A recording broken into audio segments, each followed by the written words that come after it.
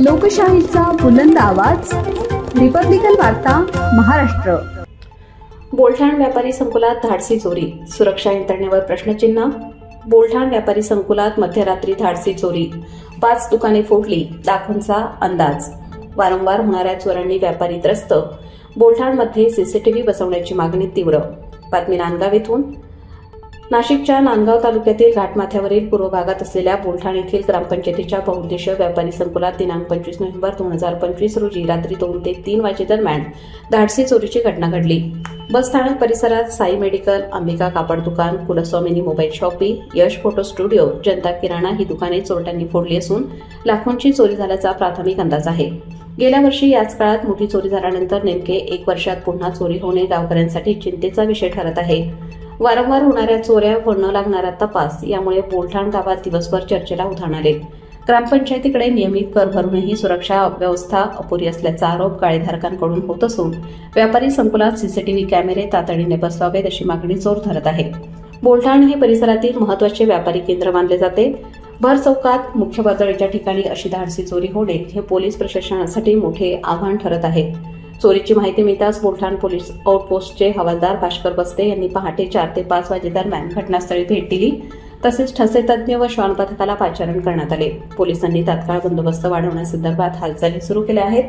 अंबिका कापड दुकानासह इतर दुकानातील काचा व साहित्याचे मोठे नुकसान झाले आहे। प्रथम दर्शनी जास्त चोरी झाली नसल्याची प्राथमिक माहिती पोलिसांकडून मिळाली असली तरी चोऱ्यांचे प्रमाण आणि व्यापाऱ्यांमध्ये निर्माण झालेली भीती लक्षात घेता सुरक्षिततेसाठी पक्की उपाययोजना करण्याची मागणी आता तीव्र झाली आहे। आता हे तुमचं दुकान फोडलं काय अंदाजे किती वाजेवर फोडला सर? आता याच्या आधी 2 वेळेस झालं, मी पोलीस कंप्लेंट केली, ते केलं पण मला काही न्याय भेटला नाही। आता या वेळेस मला न्याय भेटावा, तिसऱ्यांदा झालं नाही तर मला लोकांच्या कामाला जायची पाळी। याच्यावर पंचनामा वगैरे झाला होता का? पंचनामा केलता, FIR दाखल केलता, पण मग 4-5 महिन्यानंतर ते काहीच झालं नाही त्याचं। आता या वेळेस आता परत तिसऱ्यांदा झालं नाही तर मला लोकांच्या कामाला जायची पाळी येईल। 3 वेळेपासून माझ्यावर असा अत्याचार झाला, काहीतरी मला याच्यातून हे करा। चंद्रकांत सुरेश चव्हाण। तर ही तुमच्या इथे दुकान फोडलं, अंदाजे रात्री किती वेळेला फोडलं असेल? अंदाजे रात्री 2:30-3 दरम्यान फोडला।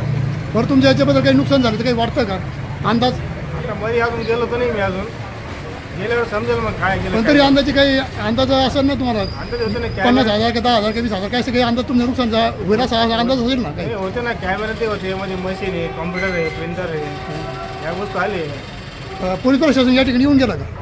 नाही अजून पोलीस प्रशासन नाही आलं अजून? अजून नाही आले। चौकशी सकाळी चौकशी करायला ते आले, ते चौकशीला पण त्यांची टीम येते ना। हा, टीम येते का? पण चक्कर मारून गेले ना पोलीस? हो, चक्कर मारून गेले। तर तुमचं मत काय याच्याबद्दल? मग आता माझं मत काय सांगणार? नाही, तुमचं मत म्हणजे तुम्हाला नुकसान भरपाई मिळाली पाहिजे का आरोपी पकडून त्याला शिक्षा झाली पाहिजे? आम्हाला नुकसान भरपाई मिळाली पाहिजे आणि आरोपीला शिक्षा पण झाली पाहिजे। म्हणजे तुमचं मत दोन्ही बी त्यांना झालं पाहिजे? आणि ह्या बोलटामधल्या चोऱ्या पहिले पण चालू आहे, ह्याच्यावर कोणी आक्षेप घेत नाही, हे बंद झालं पाहिजे ही आमची अपेक्षा आहे। आपलं नाव काय? केदार राठोड। आता हे तुमचं दुकान आहे, नेमकं दुकान कोणचं आहे? Mobile shopping. मोबाईल शॉपिंग, मोबाईलचं दुकान। तर हे अंदाजे किती वाजेला फोडलं असेल? 3-3:15 वाजता। तर आता याच्याबद्दल तुमचं मत काय? याच्याबद्दल नुकसान किती झाले असेल अंदाजे? नुकसान अजून मध्ये जाऊन काही तपास नाही केलंय, मध्ये जाऊनही दिलं ना, त्याच्यामुळे सांगता नाही काय गेलं काय नाही। म्हणजे पोलीस प्रशासन येऊन गेलं या ठिकाणी अगोदर? चक्कर दादा आलते फक्त, हवालदार येऊन गेले, पोलीस दादा येऊन गेले।